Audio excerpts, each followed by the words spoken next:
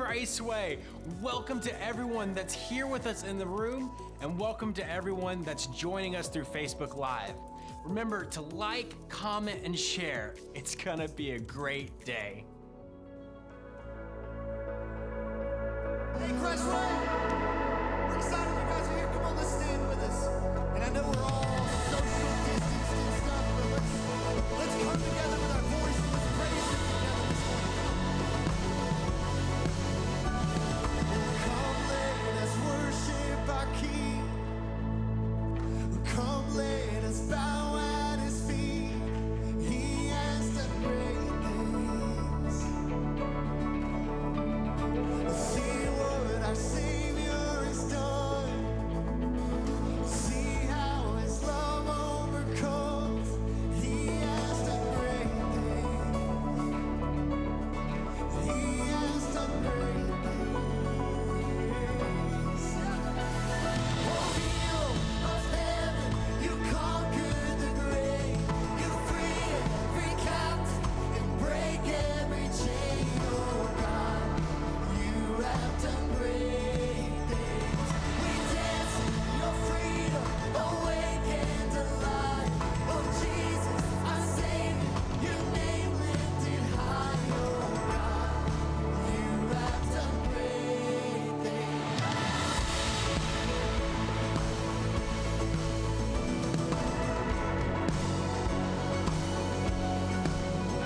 You've been faithful through every storm.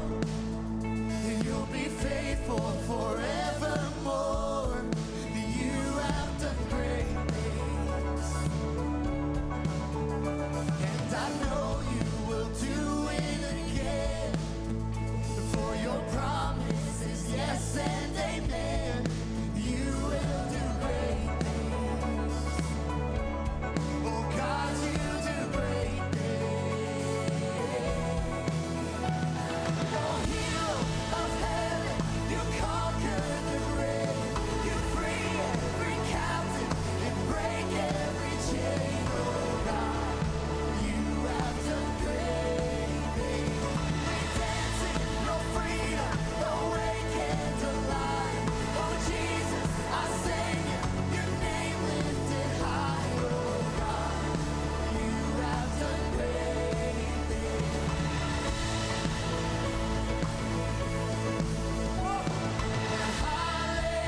Hallelujah, God, above it all. Hallelujah, God, unshakable. Hallelujah, you have done great things. And hallelujah, God, above it all. Hallelujah, God, unshakable. Hallelujah, you have done great things. You've done great things. Oh, hero of heaven, you conquered the grave.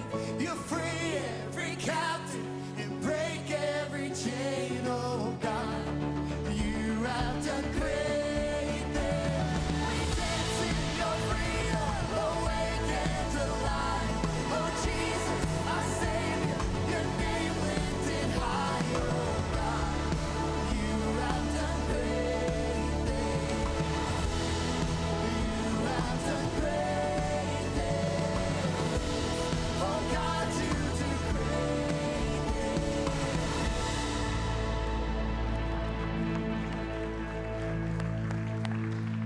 Well, good morning, Christway. I am glad to be here in person with all of you. And as we are in the midst of just a lot of things going on in our world, one of the great things is we know that our God is unshakable and that He is our refuge. And we're excited to gather together both in person and online and worship Him.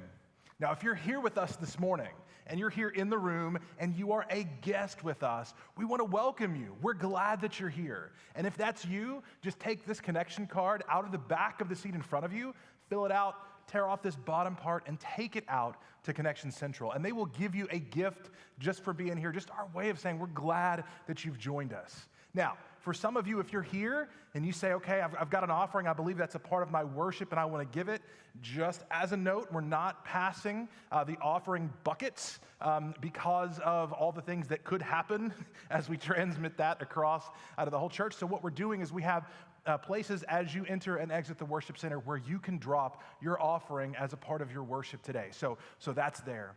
But what I want to do here is I want to pray. I want to pray for that offering, but I also want to pray for our hearts this morning because we're going to be talking about what it's like to go and invite people to come in. And I want us to have our hearts open this morning to be ready for what God is going to share through that. So let's take a minute as just a unified church, online, in the room, and let's pray together.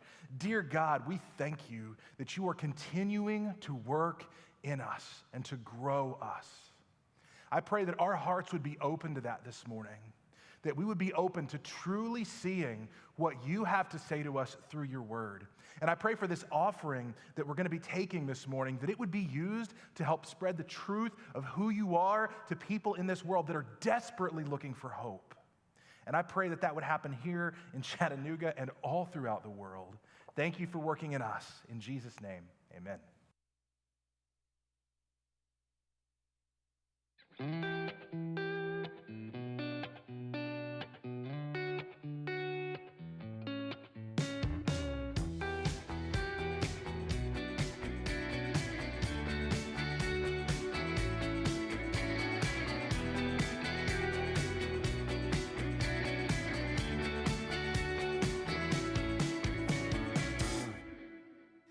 Hey, good morning. It's good to be with each one of you and good to be with the people online watching as well at home. Last week we had 350 units. I don't know how many that represents watching with us at home. And so it's exciting to know that you guys are feeling the excitement that's in this room as well as we do 3 services now. And so it's really cool to have this environment because you guys have done well at coming back. I mean, you really have. The spacing out and the way we've had the 3 services and everyone, it's been good. It's been good. But we also are glad to have you with us too, joining with us online. Now, we are in the middle of an amazing series, all right? And the series is called Because He Did It First. And really, that's the heartbeat of what makes following Christ different from like a religion, right? You probably have had people ask you, well, what makes yours different from any other religion? And it's because he did it first. See, other religions, they have the rituals and they have the books of the do's and don'ts. But Jesus came and said, I want to show you what it's like. I want to do it, and then you, instead of the books of do's and don'ts, I want you to do as I have done. And that's what he invites us to do is follow me. Follow me. That's the biggest part of it. And so we do the things that we do because he done it first. And so this morning, we're actually going to take a whole new step. We're going to talk about invite people. And that's just how it is because, let's just face it, if you're a Christian, you've been invited. You're one of the invited people. Jesus has invited you into eternal salvation. So you're one of the invited if you've experienced salvation. But he asked you to invite. I mean, he's invited you, and then he paid for your ticket as well. I mean, he did the whole thing. And he's saying, hey, I need you to turn around and invite people. So this morning, we're going to be looking into a passage, and it's really a cool passage. I love it because we're going to unpack it and live this passage. You probably have read this passage before as you're reading through the Bible. And my heart is that when you read this from now on, you'll have a whole new outlook on what was happening.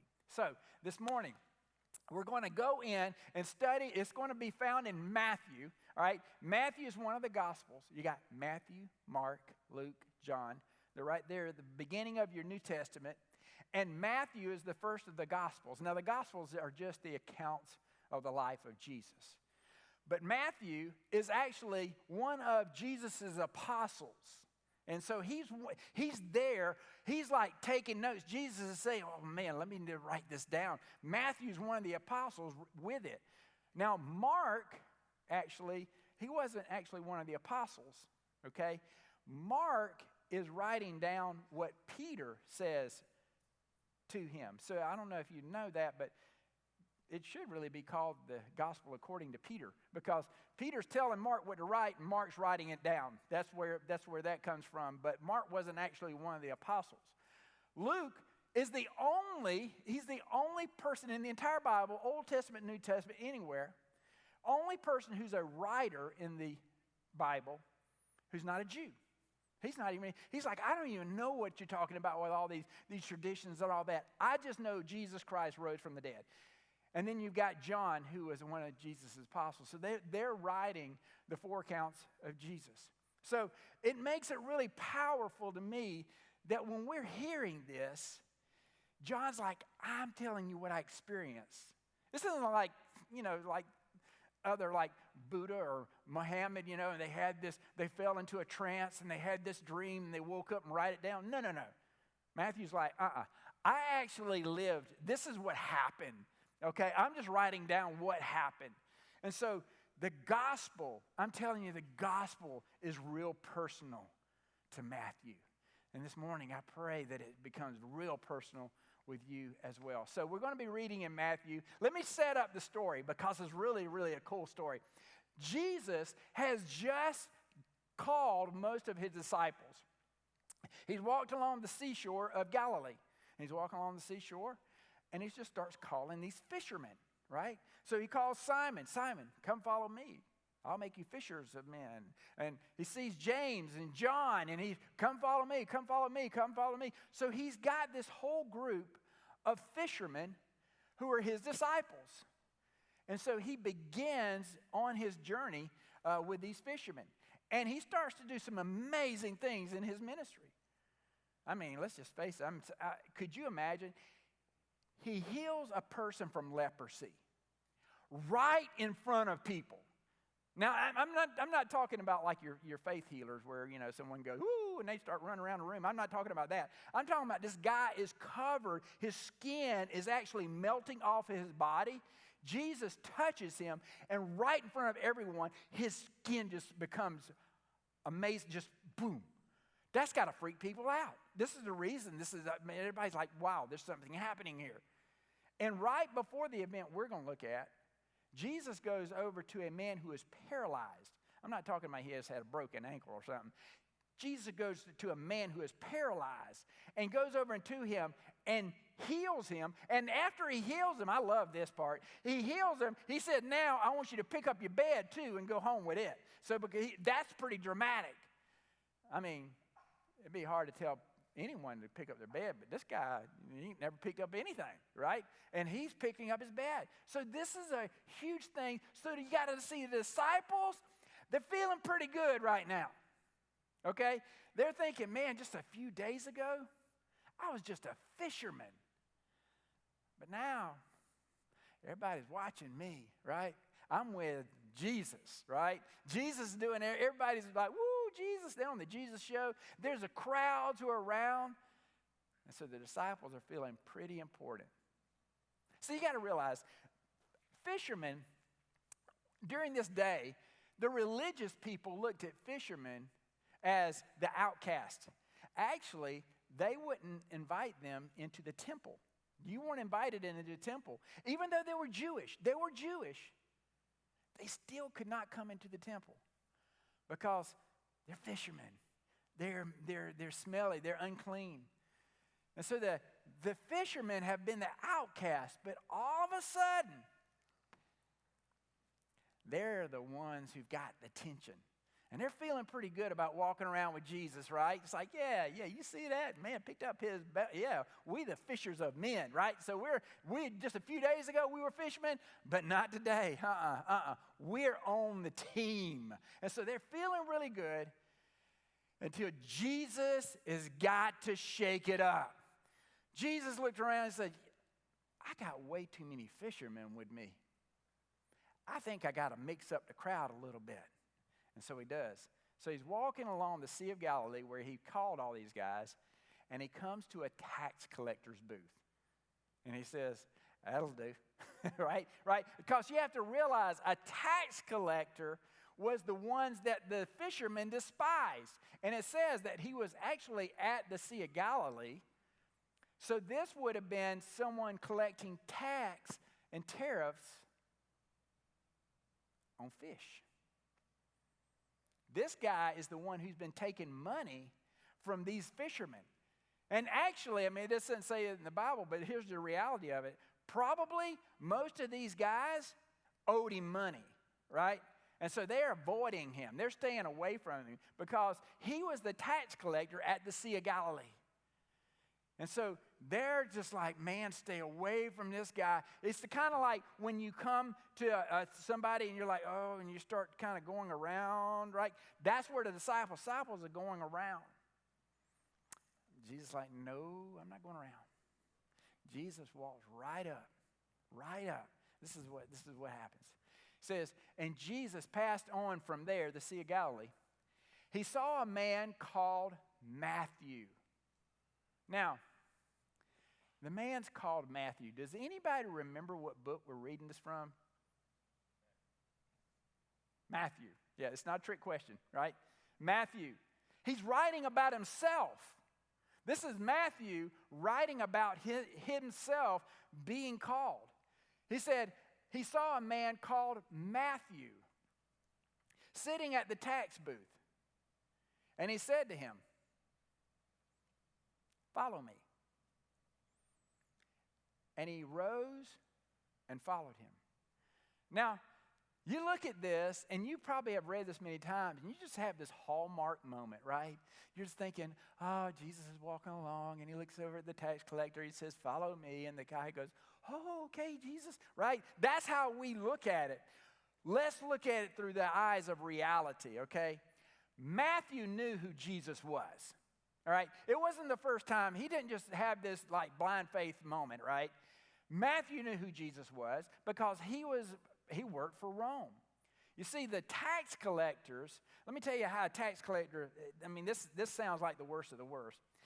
A tax collector was someone who was a Jew but sold out their faith for money. You see, Rome thought the best way to control the Jews and get their money is to find some of their own people who will sell out their friends and family for money and use them to get the money.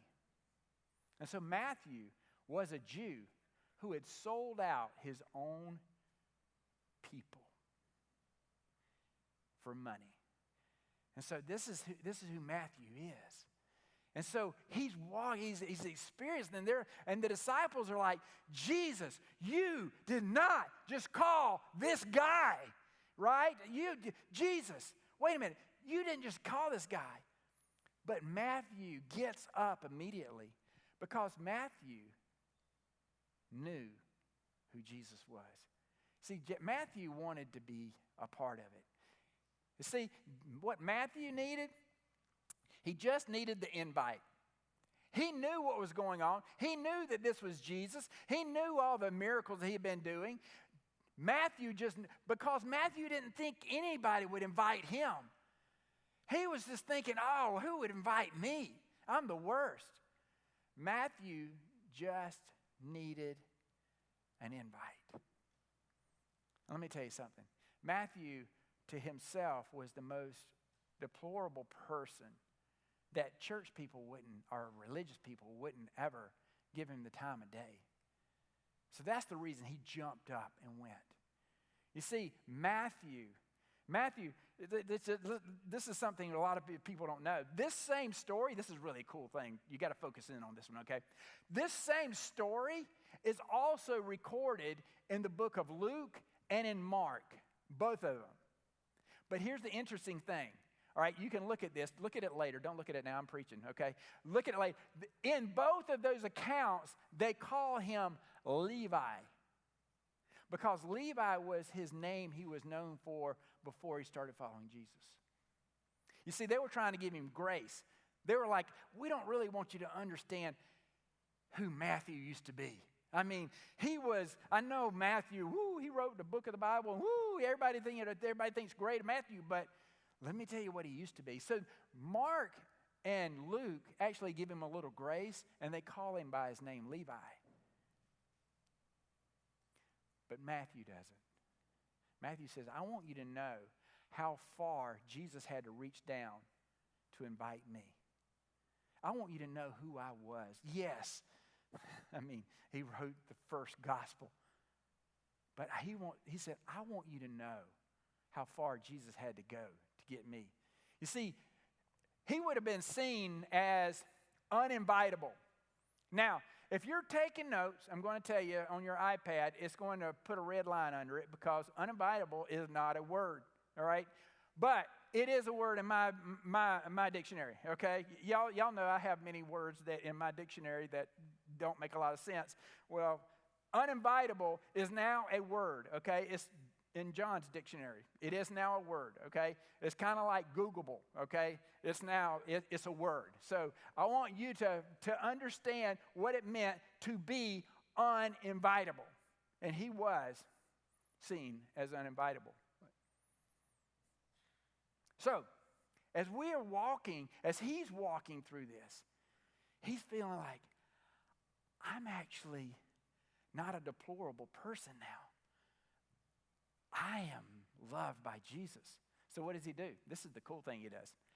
And as Jesus reclined at the table in his house, he invites Jesus to his house, right? And then what I love is that he's saying reclined at the table in his house. Now, some may go, well, what's the purpose in that? Of course his table is in his house. Why is he saying, hey, his table was in his house? Because he's wanting you to know how intimate a moment this is. Because not only did Jesus, who is a rabbi, a Jewish rabbi, went into the house of Matthew. You know, we talked about this last week. He would have been seen unclean. He didn't just go into his house. He sat down at his table and ate with him. This is crazy for a rabbi. And Jesus was a rabbi. Behold, many tax collectors and sinners came and were reclining with Jesus and his disciples. Now, this is the cool thing I love. Matthew, he goes and invites Jesus to eat at his house. And then he goes and finds his tax collector friends and sinners, people who need Jesus, and he brings them in. Matthew doesn't know. That's not the church way of doing things, right? I'm going to get personal, just to be real. A lot of us have got our friends, and we got our church friends. And we don't really want the two of them to mix very often, right? And Matthew's like, I mean, Matthew could have gone and invited his family, because his family would have been Jewish. He could have, hey, I'll just go get my mom and my dad and all these, we'll bring them all there, and it'll make me look better.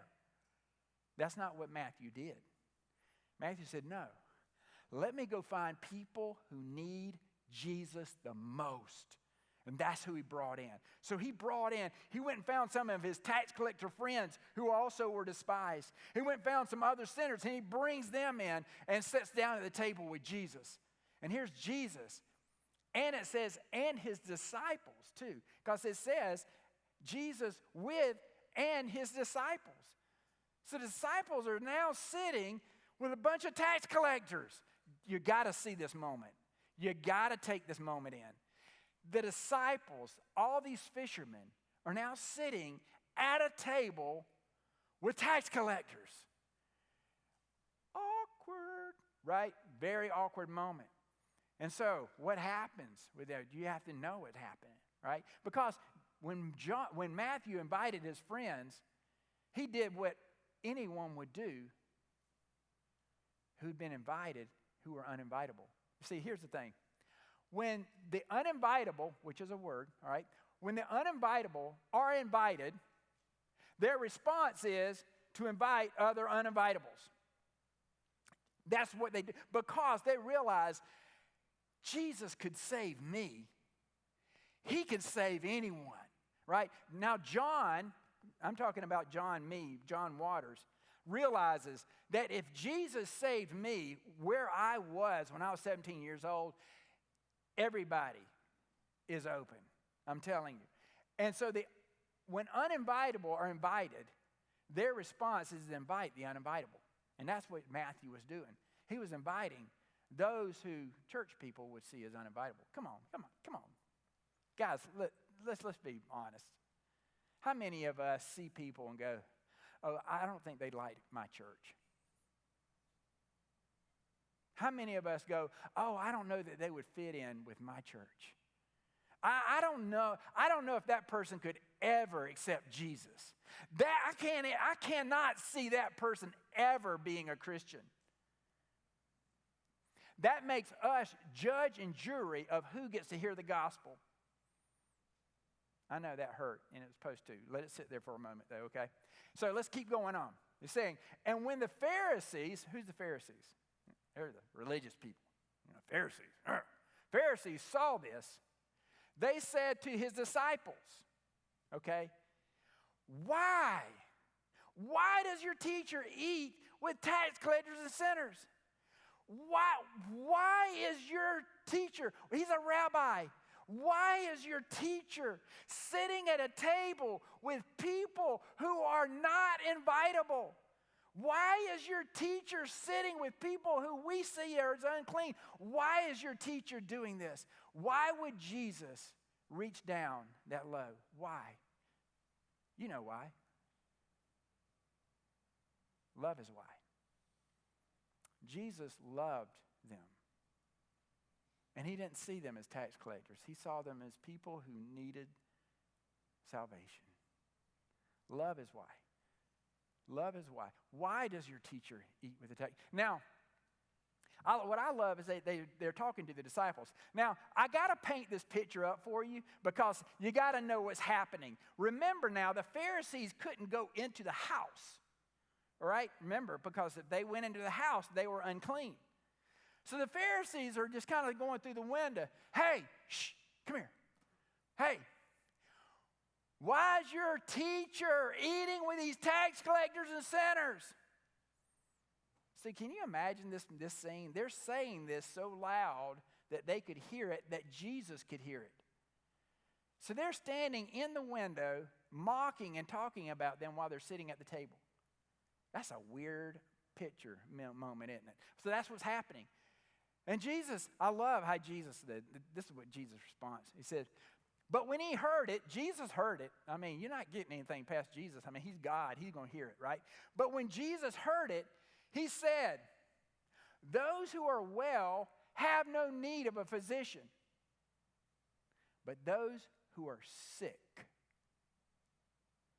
Now, he said this to the Pharisees who were standing in the window. So, guess who all heard what Jesus just said? All the people sitting at the table. And they're probably looking at, did he just call us sick? I think he just called us sick. Are we sick? Here's the thing is, Matthew knew he was sick. He just didn't think anybody would ever take him to the hospital. You see, these guys knew where they were. And so Jesus, he had no problem saying, listen, it's not the sick. What we want to do as Christians, we want to take the people who look like us and bring them to church, right? We want to go and say, hey, well, golly, my neighbor, they look pretty upright and stand. I think they may like my church. Hey, I saw a Love is Why in their front yard. I'll invite them to church, right? That's the way we want to do it. But Jesus is like, why do I want to, who goes and brings well people into the hospital? Jesus wants us as Christians to rethink how we've been doing it. He's inviting you to rethink, how have you been doing this? They don't need a physician. Listen, here's the thing. I want you to focus in on this, okay? Picture something else that's happening. The disciples are sitting at the table with these tax collectors. This is so cool. They're sitting at the table with the tax collectors, and they're hearing Jesus go on at religious people for condemning who they're sitting at the table with. Don't you know the disciples are thinking, just a few hours ago, we were doing the same thing. Just a few hours ago, we thought we were better than the tax collectors. Just a few hours ago, we wouldn't have been sitting in this house with these people. See, the disciples are doing a little self-evaluating too, because just a few hours prior to this, they were the one that Jesus was talking about. Whew. So he goes on. Here we go. Come on. Go learn what this means. So he tells the religious people to go learn what this means. Now that, I just want you to know, that's a little bit of an insult for religious people. Because religious people want to think that they know everything, right? That's what he's thinking. So he's telling him, he says, go learn what this means. What Jesus is doing is, why don't you do a heart check? Why don't you do a little self-evaluation? Why don't you look inside of here? Go learn what this means. They knew what it meant. But he's saying, no, you got to understand what it means. I desire mercy, not sacrifice. You see, the sacrifice is Old Testament. In the Old Testament, how you got forgiveness is through sacrifices. You would go and you would bring sacrifices for forgiveness. But Jesus is like, no, it's a new way. It's a whole new covenant. He's saying, I desire mercy. It's through grace we are saved. I desire mercy and not sacrifice. For I have come not to call the righteous, but the sinners.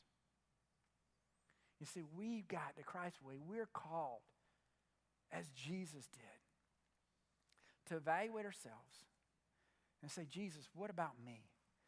What about the people who need Jesus the most? What about the people who others look at and say, I don't know that they would ever accept Jesus? That's who Jesus says, I want you to go and find everyone. Would you take a moment and think about, God, use me to invite. You have been invited. Christway, if you're a follower of Christ, you've been invited. Jesus has invited you into eternity, and he paid your ticket. And now he says, go and do likewise.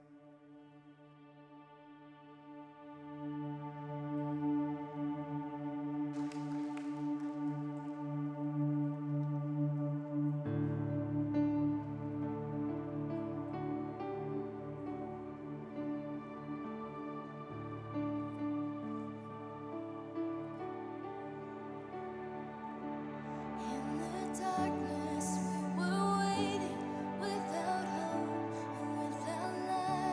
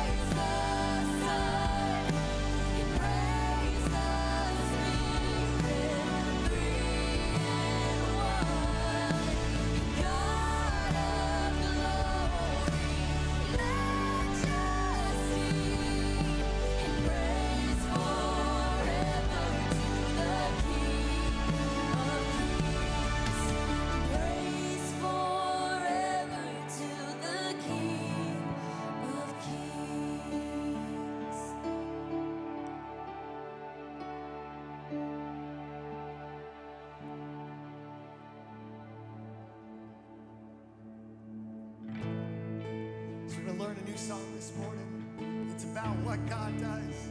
It's about what he's done in us. Sing. I've searched the world, but it couldn't fill me. A man's empty praise and treasures of fame are never enough. And you came along and put me back together, and every desire is now satisfied here in your love. Yeah. Oh, there's nothing better than you.